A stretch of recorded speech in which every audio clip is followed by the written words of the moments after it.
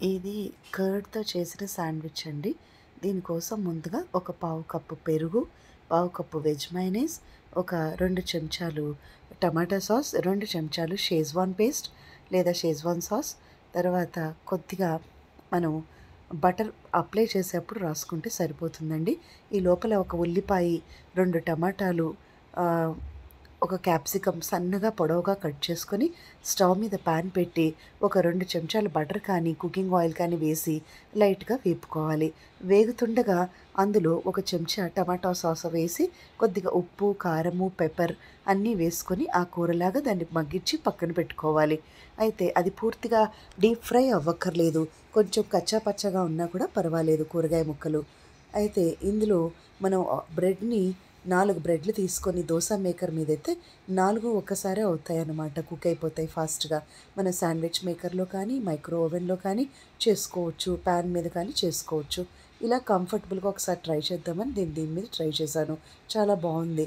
తర్వాత 4 బ్రెడ్ పెట్టేసి మనం ఒకదాని మీద ఒకటి ఇప్పుడు ఫస్ట్ ముందుగా పెరుగు రాయాలి. ఆ తర్వాత మయోనైస్, వెజ్ మయోనైస్, ఆ తర్వాత టొమాటో సాస్, ఆ తర్వాత షేజ్వాన్ పేస్ట్ అన్నీ కూడా చక్కగా రాసుకొని మనం కర్రీ ఏదైతే చేసుకున్నామో అది స్టఫ్ చేసి ఇంకొక బ్రెడ్ మీద కూడా సేమ్ ఇలాగే పెరుగు, టమాటా సాస్, షేజ్వాన్ సాస్, తర్వాత చీజ్ అంటే ఇక్కడ ఒకటండి దీని మీద మనం మయోనైస్ కూడా రాసుకుంటాం ఇంకొక వైపు బ్రెడ్లో కూడా.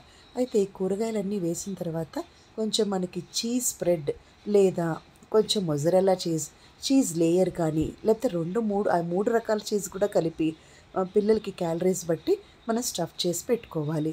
అయితే కొద్దిగా బటర్ రాసుకొని అటు ఇటు 2 వైపులా మూత పెట్టుకొని చక్కగా మూత పెట్టినప్పుడు బ్రెడ్ చక్కగా తొందరగా ఫాస్ట్‌గా కుక్ అవుతుంది.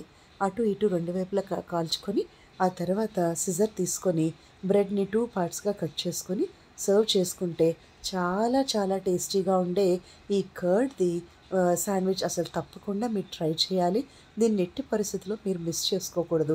ఎందుకంటే పిల్లలకి చాలా ఇష్టమైనవి sandwiches, burgers, veg rolls, pizzas. వాళ్ళకి మనం హెల్తీగా ఇంట్లో హోమ్ ఫుడ్ రూపంలో చాలా చాలా వాళ్ళకి ఇష్టమైన రకంగా మనం రకరకాల శాండ్విచెస్ కనుక చేస్తూ ఉంటే పిల్లలు హ్యాపీగా తింటారు. వాళ్ళకి ఫుడ్ గురించి ఫోర్స్ చేసే అవసరమే లేదు. సో ఇలా కూడా మనం ట్రై చేస్తూ ఉండొచ్చు.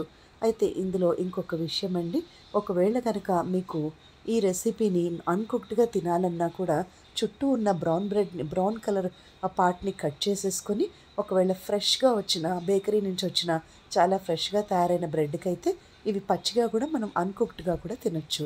శాండ్విచ్ మేకర్‌లో అయితే కరెక్ట్‌గా ఒక నిమిషం లోపలే ఈ శాండ్విచ్ అనేది ప్రిపేర్ అయిపోతుంది.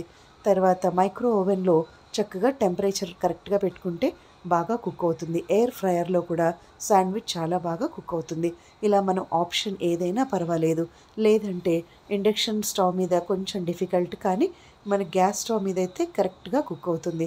మూత పెట్టుకొని జాగ్రత్తగా పాన్ మీద కూడా మనం కుక్ చేసుకోవచ్చు. అయితే ఒక వేరియేషన్ ఏంటంటే మనము పాన్ మీద కుక్ చేసినప్పుడు అది బయట క్రిస్పీగాను, పెరుగు వల్ల సాఫ్ట్‌గాను ఉంటుంది.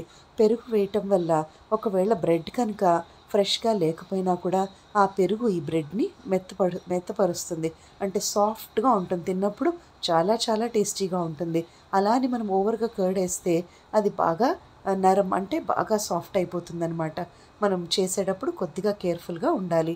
అయితే ఇందులో ఉన్నటువంటి సీక్రెట్ ఇంగ్రీడియెంట్ కోసం మీరు నాది ఈ రీసెంట్ వీడియోస్ అప్లోడ్ చేశాను చూడండి.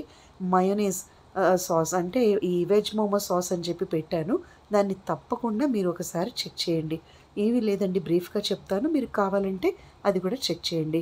ఒక 3 ఎండుమిర్చి, 4, 5 వెల్లుల్లిపాయ రెబ్బలు, నేను కాశ్మీరీ ఎండుమిర్చి తీసుకున్నానండి. అయితే అన్నీ కూడా కొంచెం వెనిగరు, సోయా సాస్ అన్ని టమాటాలు వేసి మిక్సీ పట్టాలి.